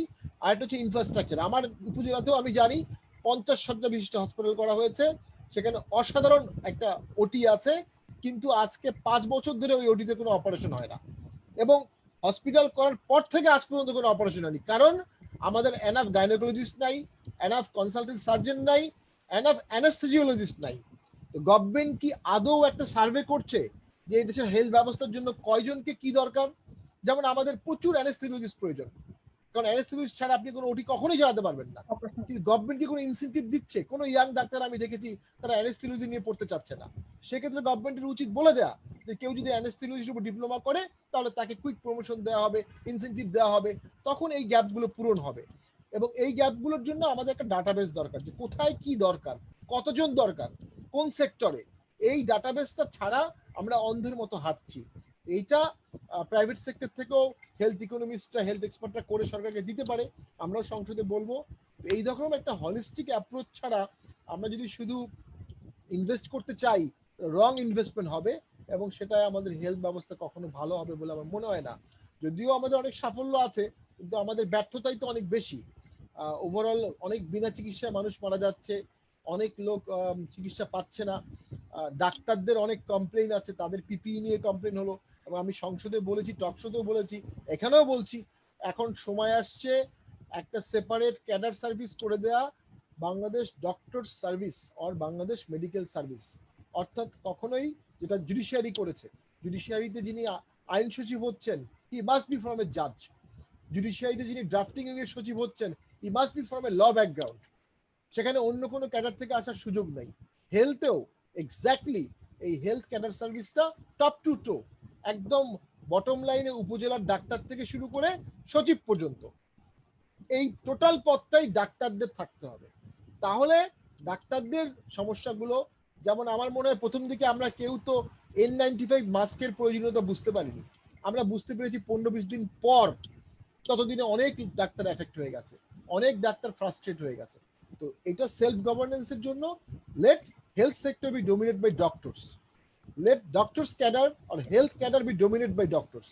তাহলে আমরা তাদেরকে দায়ও দিতে পারবো যে আপনাদের এখন কমপ্লেন করার সুযোগ নেই, পাশাপাশি এক্সপার্ট ইনক্লুশনটা অনেক বেশি হবে। এই জিনিসগুলো নিয়ে একটা হলিস্টিক অ্যাপ্রোচে আমার মনে হয় আগালে আমরা অবশ্যই হেলথে ভালো করতে পারবো। আমি অত্যন্ত আশাবাদী। তবে হ্যাঁ, একটা মানসিকতার পরিবর্তন আমাদের সরকারের, ব্যুরোক্রেসির করতে হবে। একটা পার্টনারশিপ, কোঅপারেশন, ইনক্লুশন এবং শোনার অভিজ্ঞতা, শুনে সেটাতে রিয়্যাক্ট করা, প্রপারলি অ্যাক্ট করা, এটা খুব করা আমাদের মনে প্রয়োজন। আমাদের এই করোনা পিরিয়ডেও আমরা দেখেছি ডাক্তাররা প্রথম দিকে অনেক অনেক লজিক্যালি বলেছে অনেকগুলো কথা, কিন্তু সেই লজিক্যাল কথাগুলো কেউ শোনেনি। প্রথমেই শুনলে হয়তো বা অনেক ডাক্তারকে আমরা সেভ করতে পারতাম, অনেক রুগীকে আমরা সেভ করতে পারতাম। এটা আমার মনে হয় সরকারকে বুঝতে হবে যে এটা একটা হাইলি স্পেশালাইজড এরিয়া। এখানে আমরা ট্রেডিশনাল পলিটিক্যাল অ্যাপ্রোচ নিলে হবে না, এবং কোনো দেশেই নেয় না। সব দেশেই হেলথ এডুকেশনে ট্রেডিশনাল পলিটিক্যাল অ্যাপ্রোচ নেয় না, তারা এক্সপার্ট অ্যাপ্রোচই নেয়। আমাদেরও তাই নিতে হবে। ধন্যবাদ আপনাদের সবাইকে। অনেক ধন্যবাদ শামীম ভাই, আপনি এত সুন্দর করে পুরো এলাবোরেটলি প্রত্যেকটা বিষয় এনেছেন যে আমাদের 4-5টা প্রশ্নের উত্তর আপনি দিয়ে দিয়েছেন। তো আমরা রিলিভড এই ব্যাপারে। আসলে আমাদের স্বাস্থ্য খাতে সেবামূলক মনোভাবের প্রচন্ড অভাব, এবং আমাদের প্রত্যেকের মধ্যে বিজনেস মনোবৃত্তি, মানে আমাদের ডক্টরও যখন চিকিৎসা সেবা দিতে গিয়ে যখন একটা হাসপাতাল তৈরি করে সে বিজনেস পার্সন হয়ে যায়, তার মধ্যে আর ডাক্তার মনোভাব, মানে সেবা দেওয়ার জন্য যে মনোভাব সেটা কম থাকে। আচ্ছা, আমি তানভীর আপনার কাছে ফিরছি। আপনি যদি এই যে শামীম ভাই যে বললেন, এই যে পুরো বিষয়গুলো একসাথে আনলেন, আমাদের এখন দুইটা বিষয় আপনি আমাকে একটু একটু সংক্ষেপে চেষ্টা করবেন বলতে, আমাদের হাতে সময় কম। একটা হচ্ছে যে আমাদের রেফারেল সিস্টেম, আমাদের যে এই 1 লাখের মতো বাংলাদেশের ডক্টর আছে, তো এর মধ্যে বিশেষজ্ঞ তো গুটি করে 150-200 জনের হাতে আমাদের ক্যাপটিভ হয়ে আছি আমরা, মানে হাঁচি কাশি দিলেও আমরা তার কাছে যাই। কিন্তু এই যে হিউজ একটা বিশাল আমাদের ইয়াং জেনারেশন আছে ডাক্তারদের, এদের কাছে আমরা কেন যাই না? আমি জাপানের একজন আমাদের একজন বড় ভাই আজকেই সে আমাদেরকে জানালো যে আমরা যখন সেবা নিতে যাই আমরা দেখি না যে আমরা কার কাছে যাচ্ছি, আমাদেরকে বলে দেওয়া হয় যে he is or she is your doctor. আমরা চিকিৎসা সেবা নেই চলে আসি, ডাক্তারের নামও জানি না, তো হাসপাতালের নাম জানি শুধু। তো এখন স্বাস্থ্য বীমা আর স্বাস্থ্য বীমার কেন দরকার এবং এটা আদৌ সম্ভব কিনা, আর রেফারেল সিস্টেমটা নিয়ে যদি আপনি একটু বলতেন।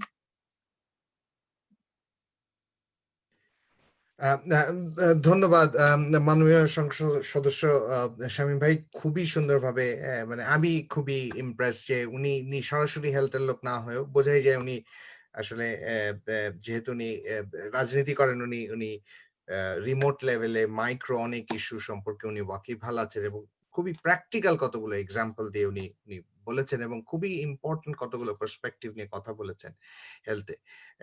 এবং আমি শামীম ভাইকে আবারও অভিনন্দন জানাই যে উনি এত ভালো জ্ঞান রাখার জন্য। লুবনা আপা, আপনার যে প্রশ্নটা, এই প্রশ্নটা মূলত আপনি আসলে আমাকে প্রশ্নটা করেছেন যে আসলে বাংলাদেশের পার্সপেক্টিভ থেকে আমরা রেফারেল সিস্টেম কিভাবে আরো ইমপ্রুভ করতে পারি, সো দ্যাট আমাদের যে এন্টায়ার ওয়ার্কফোর্সটা আছে, বাধ্যতামূলক ইমপ্রুভ না, রেফারেল সিস্টেমটা বাধ্যতামূলক করার জন্য কি করতে পারি, যেন আমাদের যে এন্টায়ার ওয়ার্কফোর্সটা আছে সেই ওয়ার্কফোর্সে সেখানে জুনিয়র ডাক্তার থেকে শুরু করে একটা সিস্টেম এস্টাবলিশ করা, সো দ্যাট সবাইকে আমরা সমানভাবে ব্যবহার করতে পারি। এবং সেই পার্সপেক্টিভ থেকেই যে আমরা এই ধরনের কাজ করতে গিয়ে হেলথ ইন্স্যুরেন্সের মতো অ্যাপ্রোচ গুলো কতটুকু কাজে লাগতে পারে। এই প্রশ্নটা আপনি যেটা করেছেন, এই প্রশ্নটা কোনো উত্তর হয় না বর্তমানে আমরা যে জায়গায় বসে আছি বাংলাদেশে। কেন হয় না আমি একটু বোঝানোর চেষ্টা করছি। শামীম ভাই যে কথাটা খুব সুন্দর করে বলেছেন, সেটা হচ্ছে যে বাংলাদেশের সংবিধানে এই হেলথের বিষয়টা fundamental principal of state policy হিসেবে আছে। সো এটা বেসিক্যালি আমরা যখন এটা তৈরি হয়, আমাদের সংবিধানটা যখন লেখা হয় সেই স্বাধীনতার পর, এটা এক ধরনের প্রোগ্রেসিভ রিয়েলাইজেশনের মাধ্যমে ওভার দ্য টাইম আসলে বাংলাদেশ সরকার এটাকে বুঝবে, এগোবে। রিসোর্স যেহেতু আমাদের কম আছে, ডিফারেন্ট, শুধু অর্থকরী রিসোর্সই না, অন্যান্য সকল রিসোর্সকে অ্যারেঞ্জ করে, এবং এরকম ভাবে এগিয়েছে স্বাস্থ্যটা। এতে করে যেটা হয়েছে, অটোমেটিক্যালি আমাদের দেশে একটা প্যারালাল সিস্টেম দাঁড়িয়ে গেছে। সো আমাদের একদিকে যেমন পাবলিক সিস্টেম আছে, অন্যদিকে প্রাইভেট সিস্টেম আছে, এবং এই প্রাইভেট সিস্টেমটা এখন 100% এস্টাবলিশ হয়ে গেছে, যার রিফ্লেকশনটা খুব সুন্দরভাবে শামীম ভাইও বলেছেন এবং গালিবও বলেছেন যে আমাদের আউট অফ পকেট এক্সপেন্ডিচার হচ্ছে 65 to 70% এর ভেতরে আপ এন্ড ডাউন করছে। তো এটার একটা বড় রিজন হচ্ছে বাংলাদেশে খুব এস্টাবলিশ একটা প্রাইভেট সেক্টর আছে। ইন্টারেস্টিং হচ্ছে যে আমরা সবসময় এই সবগুলোকে এক করার জন্য সবসময় বলে থাকি যে আমাদের একটা পাবলিক প্রাইভেট পার্টনারশিপের প্রয়োজন হচ্ছে। এটার একটা বড় রিজন হচ্ছে, অফকোর্স, সরকারের পক্ষে একা একা তো সবকিছু করা সম্ভব না, তার রিসোর্স নাই, তারপর সেই রকম ইয়ে নাই, যেটা র্যামিফিকেশন নাই, সবকিছু নাই। তো সে পাবলিক প্রাইভেট পার্টনারশিপ নিয়ে অনেক রকম কাজ করেছে এবং কতগুলো খুব ভালো ভালো বড় বড় এক্সাম্পল আছে হেলথ প্রোগ্রামের ক্ষেত্রে, যেখানে পাবলিক প্রাইভেট পার্টনারশিপ অ্যামেজিংলি কাজ করেছে। তার একটা বড় এক্সাম্পল যদি আমরা দিই, সেটা হচ্ছে ন্যাশনাল টিবি প্রোগ্রাম, এনটিপিতে আমরা যে এক্সটেনশন অফ সার্ভিস করেছি, যে একদম যার টিবি হয়েছে, টিবি রোগী আমার চোখের সামনে, সেটা ডাক্তার হোক বা সেটা আমাদের স্বাস্থ্যকর্মী হোক, চোখের সামনে দাঁড়িয়ে এসে ওষুধ খাবে, ডটস থেরাপি বলি, ডাইরেক্টলি অবজার্ভ থেরাপি। এই যে ডটস থেরাপি এনটিপি প্রোগ্রামের মাধ্যমে হয়েছে, এটা বেসিক্যালি একটা বড় চাঙ্ক করেছে এনজিওর যারা কর্মীরা তারা করেছে, সরকারি যারা স্বাস্থ্য কর্মকর্তারা আছেন তারা করেছেন, পাশাপাশি প্রাইভেট করেছেন। এখানে যে জিনিসটা বুঝতে হবে সেটা হচ্ছে যে এনটিপির ওয়ান অফ দ্য মেজর সাকসেসের one of the major factor ছিল গভর্নমেন্ট ছিল এটা ড্রাইভিং সিটে।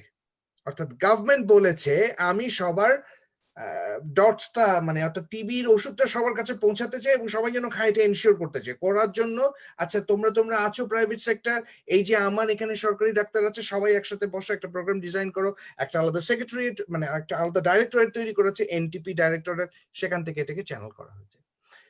একইভাবে আমাদের মুশকিলটা হচ্ছে, আপনি যেমন শামীম ভাই একটা খুব ভালো এক্সাম্পল দিয়েছেন, উনার এলাকায় একটা দারুণ হাসপাতাল আছে, যেটা দারুণ ওটি আছে, 5 বছর ধরে সেখানে কোনো অপারেশন হয় না। এবং কেন হয় না? সেখানে অ্যানেস্থেসিওলজিস্ট নাই, গাইনোকোলজিস্ট নাই, দিস এন্ড দ্যাট।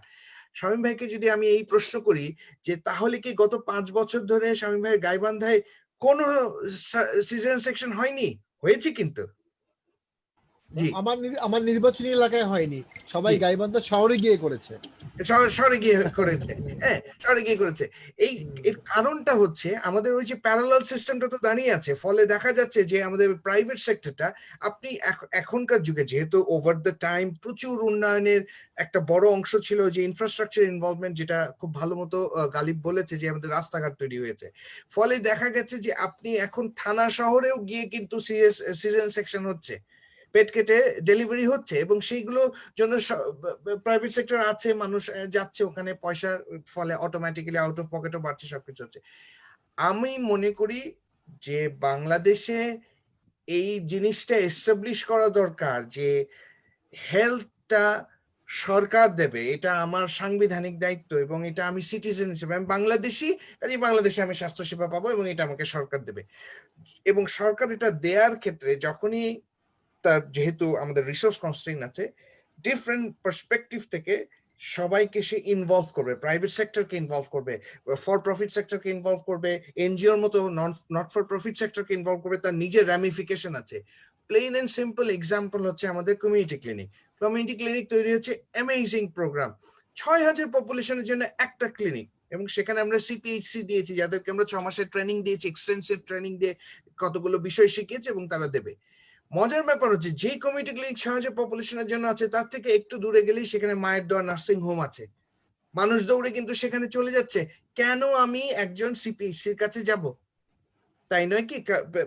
এই বিষয়গুলো তৈরি হয়ে গেছে, অর্থাৎ এই যে যেটা গালিব খুব সুন্দর করে বলছিল যে বাংলাদেশে হেলথ মার্কেট কনসেপ্ট দাঁড়িয়ে গেছে। So health is basically A commodity, health একটা প্রোডাক্টের মতো হ্যান্ডেল করা হচ্ছে। এখন কথাটা খুব র্যাডিক্যাল শোনায়, কিন্তু ইম্পর্টেন্ট রিয়েলাইজেশন হচ্ছে আমাদের যেহেতু রিসোর্স কনস্ট্রেইন আছে, সেক্ষেত্রে যত দ্রুত সরকার এটা রিয়েলাইজ করবে যে হ্যাঁ আমি দেব এই হেলথটা, সবাইকে এস্টাবলিশ করব, এবং সেটা করতে গিয়ে আমি সবাইকে ইনভলভ করার অনেকগুলো স্টেপ আছে, যার একটা প্রথম স্টেপই হচ্ছে ফার্স্ট এন্ড ফরমোস্ট স্টেপই হচ্ছে, যেটা শামীম ভাই খুব সুন্দর করে বলেছে, একটা ইম্পর্টেন্ট ডেটা বেস। যে ডেটাবেজের মধ্যে আমাদের প্রোভাইডারের ডেটা থাকবে, আমাদের কমিউনিটির ডেটা থাকবে, কার কি আছে। বাংলাদেশে এটা এখন করার প্রথম সবচেয়ে কঠিন স্টেপটা হয়ে গেছে, সেই স্টেপটা হচ্ছে সকলের একটা আইডি তৈরি করা।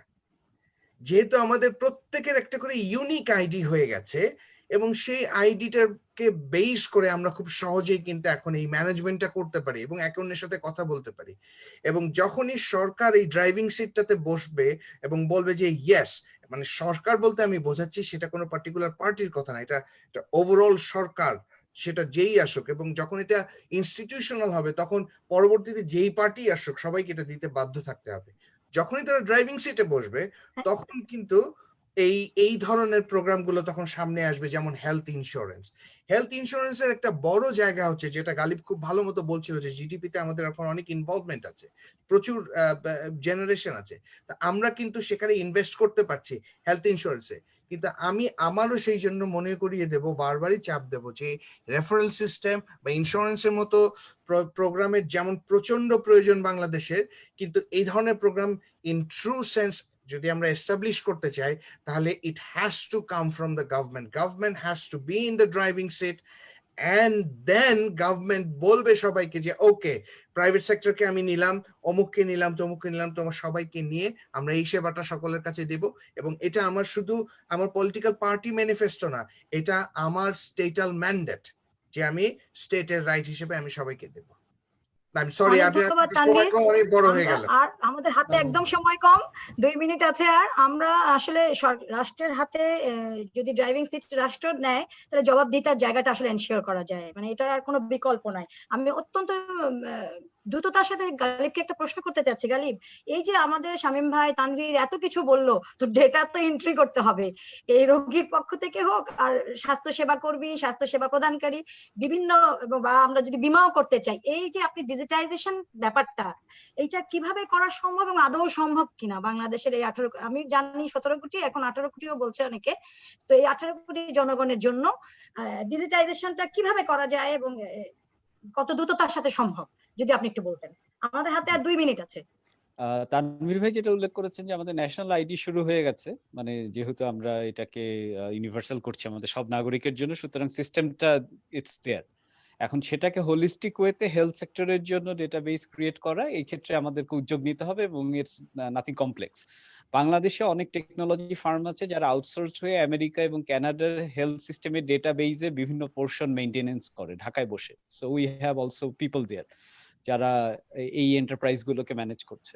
সো আমাদের রিসেন্টলি আইসিটি ডিভিশন থেকে একটা বাংলাদেশ ভেঞ্চার ক্যাপিটাল ফান্ড হয়েছে। আমার মনে হয় যে স্বাস্থ্য মন্ত্রণালয় এবং আইসিটি ডিভিশন যদি জয়েন্টলি এই উদ্যোগ নেয় এবং এটা সরকারের নিজে না করে we can invite our private sector investors, আমাদের টেকনোলজি খাতের যারা বড় কোম্পানিগুলো আছে তাদেরকে আমরা একটা চ্যালেঞ্জ ফান্ড ইনভাইট করতে পারি এবং সেখান থেকে যারা বেস্ট তাদেরকে বেছে নিতে পারি যে যারা এই প্রজেক্টটাকে ম্যানেজ করবে এবং তাদের ক্যাপাসিটি এবং এফিসিয়েন্সির ভিত্তিতে। এটি একটি আমার প্রস্তাব থাকবে যে এটি ইমিডিয়েটলি আমাদেরকে শুরু করার এবং সেটাকে আগামী 10 বছর একটা হোলিস্টিক মডেলে এগিয়ে নিয়ে যাওয়ার। আর সেকেন্ডলি ইন্স্যুরেন্স নিয়ে যেটা কথা হচ্ছিল, ইন্স্যুরেন্সের ক্ষেত্রে অনেক ট্রায়াল কিছু ক্ষেত্রে মাইক্রো লেভেলে হয়েছে, অনেক কিছু ফেল করেছে, অনেক কিছুর আউটকাম এনকারেজিং ছিল না। কারণ যেটা হচ্ছে যে ইন্স্যুরেন্সে আমি যে একজন ক্রেতা হিসেবে টাকা দিব, আমার ইনসেনটিভটা কি, সেই ইনসেনটিভটা আসলে মার্কেট এস্টাবলিশ করতে ব্যর্থ হয়েছে। সুতরাং এইখানে আমার মনে হয় যে হেলথ সেক্টর এবং ফাইন্যান্সিয়াল সেক্টরের ক্রস কাটিং কোলাবোরেশনের দরকার আছে এবং সেখানে আমাদের government particularly health sector initiative নিয়ে ফাইন্যান্সিয়াল সেক্টরকে ইনভাইট করতে পারে যে you come up with your ideas and models এবং সেটা বিভিন্ন কাস্টমার সেগমেন্টের সাথে ট্রায়াল করে দেখানো এবং তারপরে সেই লার্নিং হয়তো 2-3 বছরের পাইলটের বেসিসে একটা জায়গায় শুরু করা। এবং শুরু করার ক্ষেত্রে আমার কাছে মনে হয় যে সবচেয়ে পটেনশিয়াল লো হ্যাঙ্গিং ফ্রুট হবে আমাদের আরবান যারা এমপ্লয়ি আছেন সার্ভিস সেক্টর এবং ম্যানুফ্যাকচারিং সেক্টরে, middle class and upper middle class যারা প্রাইভেট সেক্টরের কাছেই সবসময় স্বাস্থ্য সেবা নিতে চান, তাদেরকে দিয়ে শুরু করা, লাস্ট মাইলে না যাওয়া। অর্থাৎ এর আগে আমরা এনজিও এবং প্রান্তিক জনগোষ্ঠীর মাধ্যমে বিভিন্ন ট্রায়াল দেখেছি, এগুলো ফেল করেছে এবং শুরুতে এগুলো ফেল করারই যথেষ্ট রেশনাল ছিল। সুতরাং আমার মনে হয় যে লো হ্যাঙ্গিং ফ্রুট হিসেবে এই সেগমেন্টকে দিয়ে শুরু করা, এই দুটো প্রস্তাবনাই আমার পক্ষ থেকে থাকবে। অনেক ধন্যবাদ গালিব। আমার মনে হয় যে আজকে আমরা যে আলোচনাগুলো করলাম এটা অত্যন্ত, মানে আজকে আমাদের এই আলোচনার শেষ পর্ব ছিল। আমি শামীম ভাইকে দিয়ে আজকের আলোচনার প্রশ্ন করে শেষ করব। শামীম ভাইকে রাজনীতিবিদ হিসেবে দায়বদ্ধতার জায়গা থেকে আমি শামীম ভাইকে বলতে চাচ্ছি যে একটা আইন হলে আইনের মাধ্যমে জবাবদিহিতার জায়গাটা সৃষ্টি করা যায়। তো বাংলাদেশে যে আইনের সীমাবদ্ধতাগুলো, আমাদের সংসদের যারা পার্লামেন্ট মেম্বার আছেন তারা কতটুকু ওয়াকিবল? না, আইনের তো কোনো শেষ হয় না, আবার আমাদের অসংখ্য আইন আছে। আইন যেখানে দরকার সেখানে করতে হবে, তবে আইন করলেই সমস্যার সমাধান হবে কখনো এটা হয়নি। আমাদের এখানে রেপের জন্য যাবজ্জীবন সবসময় ছিল, তারপরে তো রেপ হচ্ছে। আমাদের এখানে মার্ডার আছে, ড্রাগের জন্য ক্যাপিটাল পানিশমেন্ট আছে, তারপরে তো ড্রাগ অ্যাবিউজ হচ্ছে। তো আমরা মনে করি যেটা আইনের থেকেও যেটা প্রয়োজন হচ্ছে যে আমাদের একটা সদিচ্ছা দরকার যে এই বিষয়ে আমরা একটা রেভলিউশনারি চেঞ্জ করব। এই সদিচ্ছাটা সরকারের থেকে আসতে হবে, যেটা ডক্টর তানভীর সাহেব খুব ভালো বললেন। ড্রাইভিং সিটে সরকার স্টার্ট না করলে অন্য এজেন্সিগুলো কাজ করে সফলতা এককভাবে আনতে পারবে না। তো ড্রাইভিং সিটে সরকারকে একটা রেভলিউশনারি মাইন্ডসেট চেঞ্জ করতে হবে হেলথের ক্ষেত্রে। দ্বিতীয় যেটা হবে, যেমন এরশাদ স্যার 90 সালে ড্রাগ পলিসি যখন করলেন, এবং আমি আজকে একটা আর্টিকেল পড়লাম 1994-এ আমেরিকান একজন হেলথ ইকোনমিস্ট উনি লিখেছেন, ওনার নাম হচ্ছে রাইক, REICH, আই ডোন্ট নো উচ্চারণটা কিভাবে করে। উনি এটাও বলেছেন যে এরশাদ স্যার ড্রাগ পলিসি করার কারণে বহুজাতিক ওষুধ কোম্পানিগুলো তার বিরুদ্ধে আন্দোলনে ফান্ডিং করেছে এবং drug policy is one of his major cause of his fall, তার বক্তব্য এটা। সো কিন্তু উনি কিন্তু করেছেন, তারপরে লাইনটা লিখেছেন, but politically he success because উনি ড্রাগ পলিসি করেছেন। সরকারকে এখন এই সিন্ডিকেট, ওষুধ ব্যবসায়ী, ওষুধের প্রাইভেট ক্লিনিকের ব্যবসা, এই সব কিছু থেকে অনেক চাপ উপেক্ষা করে রাষ্ট্রের জন্য, জনগণের জন্য যেটা ভালো এটা করতে হবে। আর ডাক্তারদের মোটিভেশনের ক্ষেত্রে আমি একটা জিনিস বলবো, আমি অসংখ্য ডাক্তারের সাথে আমার ক্লায়েন্ট বাউন্ড কথা বলেছি, ম্যাক্সিমাম ইয়াং ডাক্তার আর্লি লাইফে এক্সপ্লয়েটেড হয়। মাত্র 7,000 টাকা বেতনে চাকরি করে, ওভারটাইম করে, নাইট শিফট করে, টাকা দেওয়া হয় না, ইনক্লুডিং বারডেমের বিরুদ্ধে অভিযোগ অনেকে করেছে, রাইট রং জানি না। তো অ্যাপোলোর বিরুদ্ধে অভিযোগ আছে, অনেকগুলো হসপিটালে। তো এই অভিজ্ঞতাটা তাদেরকে ট্রমাটাইজ করে দেয় এবং একটা পর্যায়ে তারা যে অসীম আগ্রহ নিয়ে দেশের সেবা করার জন্য সবচেয়ে মেধাবী ছেলেরা দিনরাত মানে পড়ালেখা করে, আমার ভাইও ডাক্তার আমি জানি, দিনরাত পড়ালেখা করে তারা ডাক্তার হয়, ঠিক পেশাগত জীবনে গিয়ে প্রথমেই তাদের ওই মানসিকতা নষ্ট হয়ে যায়। সেজন্যই আমি বলেছি যেদিন পাশ করবে, ইন্টার্নি শেষ হবে, পরের দিনই সরকারি চাকরি যেন অ্যাভেলেবল থাকে, তাহলে ডাক্তারদের মোটিভেশন হবে এবং এই যে ডাক্তারদেরকে এক্সপ্লয়েট করার যে প্রাইভেট সেক্টরের একটা টেন্ডেন্সি আছে এটাও বন্ধ হয়ে যাবে। তখন ডেফিনেটলি আমরা তাদের কাছ থেকে অনেক বেশি আউটকাম আশা করব। পাশাপাশি সরকারি হসপিটালে পড়ালেখাটা ডাক্তারদের মনে রাখতে হবে যে এই ধরনের একটা এডুকেশন পৃথিবীতে অনেক এক্সপেন্সিভ, কিন্তু আমরা কিন্তু আমাদের জনগণ ট্যাক্স পেয়ারদের টাকাই কিন্তু তারা পড়ালেখা করে, তাদেরও দেশের প্রতি রাষ্ট্রের প্রতি ব্যাপক দায়বদ্ধতা আছে।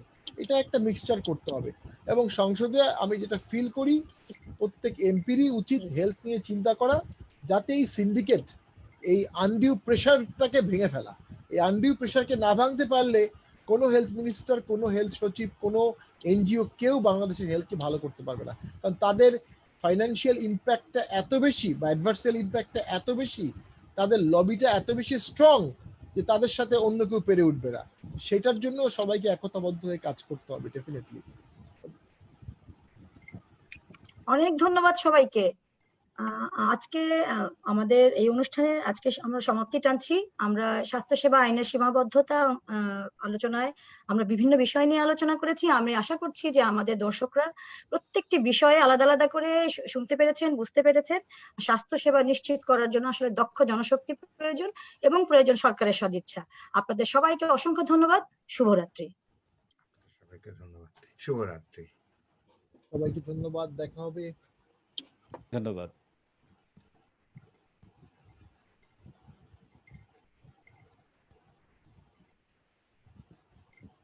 হ্যাঁ ঠিক আছে তো প্রোগ্রাম নাকি?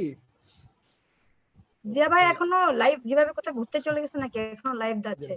লাইভ যাচ্ছে, শেষ, আমি তো কথা বলে ফেললাম। একটা সেকেন্ড জিয়া ভাই, হ্যাঁ একটা সেকেন্ড আমি ওনাকে ফোন করি।